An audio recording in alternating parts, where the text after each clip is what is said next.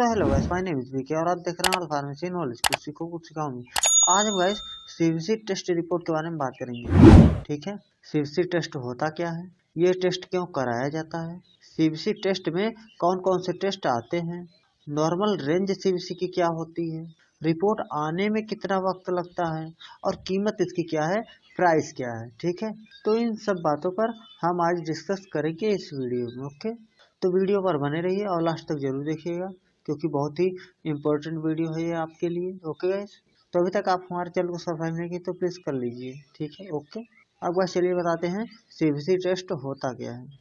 देखिए guys, CVC test का full name complete blood count है। ओके, ठीक है। सीवीसी टेस्ट को गाइस हिंदी में पूर्ण रक्त गणना कहा जाता है, इसे हीमोग्राम टेस्ट भी कहते हैं। ओके, सीवीसी यानी कि कंप्लीट ब्लड काउंट टेस्ट सबसे ज्यादा कराए जाने वाले जांचों में से एक है। व्यक्ति को किसी प्रकार की परेशानी है तो डॉक्टर परेशानी को समझने के बाद जो जांच लिखते हैं उनमें 90% केसेस में सीवीसी टेस्ट इंक्लूड होता है।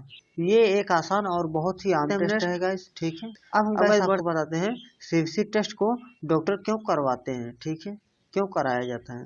सीवीसी टेस्ट को गाइस कई सारी बीमारियों का पता लगाने के लिए कराया जाता है। ठीक है, जैसे किसी तरह का इन्फेक्शन हो गया या शरीर में सूजन हो गया, खून की कमी हो गई, कैंसर हो या ब्लड कैंसर हो जिसे ल्यूकेमिया कहते हैं, या फिर कोई ऑटो इम्यून डिजीज है।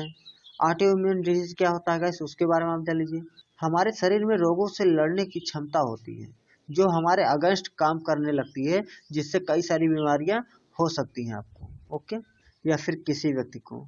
और गाइस हमारे शरीर में 5.5 लीटर लगभग खून होता है। ठीक है, ओके। अब गाइस हम बढ़ते हैं नेक्स्ट। अब हम गाइस पैरामीटर्स ऑफ सीवीसी यानी कंप्लीट ब्लड काउंट के पैरामीटर क्या क्या होते हैं। ठीक है, ओके।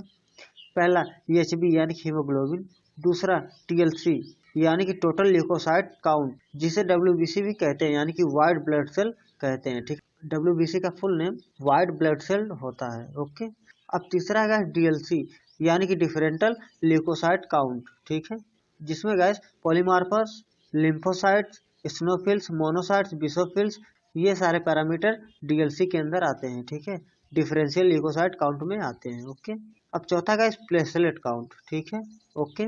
और पांचवा गैस पीसीवी यानी कि पैक्ड सेल वॉल्यूम। ठीक है, अब छठा है गैस आरबीसी काउंट यानी कि रेड ब्लड सेल। ओके, अब सातवां गैस एमसीवी यानी कि मीन कार्पस्कुलर वॉल्यूम। ठीक है, ओके। अब आठवां है गैस एमसीएच यानी कि मीन कार्पस्कुलर हीमोग्लोबिन। अब नौवां है गैस एमसीएचसी यानी कि मीन कार्पस्कुलर हीमोग्लोबिन कॉन्सेंट्रेशन। ठीक है, अब 10वां गैस आरडीडब्ल्यू यानी कि रेड सेल डिस्ट्रीब्यूशन विथ। अब गैस हम इसके नॉर्मल वैल्यू के बारे में जानते हैं। सीवीसी टेस्ट की नॉर्मल वैल्यू क्या होती है, हीमोग्लोबिन कितना होना चाहिए किसी व्यक्ति के अंदर, आरबीसी कितनी होनी चाहिए, पीसीवी कितनी होनी चाहिए, एमसीवी कितनी होनी चाहिए, इन सब बातों पर इसमें बात करते हैं। देखिए सीवीसी टेस्ट इसी तरह से निकलती है। ठीक है, रिपोर्ट उसकी। अब गैस हीमोग्लोबिन की हम नॉर्मल रेंज बताते हैं। हीमोग्लोबिन में गैस जो नॉर्मल रेंज पाई जाती है वो 11.5 से 18 ग्राम पाई जाती है। ठीक है, किसी व्यक्ति के अंदर हीमोग्लोबिन कितनी होती है, 11.5 से 18 के बीच। ओके, ठीक है। अगर गैस 11.5 से नीचे है, 10 है, 9 है, तो आप क्या समझेंगे कि हीमोग्लोबिन किसी व्यक्ति में कम है। ठीक है, अब गैस हम आरबीसी की नॉर्मल रेंज जानते हैं। ठीक है, यानी कि रेड ब्लड सेल की नॉर्मल रेंज जानते हैं। आरबीसी की गैस 3.80 से 5.30 मिलियन तक होती है। ठीक है, ओके आरबीसी। और पीसीवी की बात करें गैस तो पीसीवी 32 से 43% होता है। ठीक है, और एमसीवी की बात करें गाइस तो एमसीवी 80 से 100 एफएल तक होता है। एमसीएच की बात करें गाइस तो 27 से 32 पीजी होती है। ठीक है, एमसीएचसी की बात करें गाइस तो 32 से 36 ग्राम डीएल होता है। ठीक है, और आरडीडब्ल्यूसीवी की बात करें गाइस तो 12.5 से 14.5% होता है। ठीक है, आरडीडब्ल्यूएसडी की बात करें गाइस तो 37 से 54 एफआई होता है। ठीक है, अब गाइस हम डब्ल्यूबीसी की नॉर्मल रेंज बताते हैं यानी कि वाइट ब्लड सेल की नॉर्मल रेंज बता रहे हैं। गैस डब्ल्यूबीसी की नॉर्मल रेंज 4,000 से 11,000 के बीच होती है। ठीक है, अब गैस हम बढ़ते हैं नेक्स्ट। अब गैस हम डीएलसी की और प्लेटलेट की नॉर्मल रेंज बताते हैं। न्यूट्रोफिल्स की गैस 40 से 70% होती है। लिम्फोसाइट गैस 20 से 44% होती है। स्नोफिल्स गाइड 1 से 6% होती है। मोनोसाइट्स गैस 1 से 9% होती है। और गैस प्लेटलेट काउंट की नॉर्मल रेंज जो है वो 1.5 लाख से 4.5 लाख किसी व्यक्ति में होती है। ठीक है, ओके।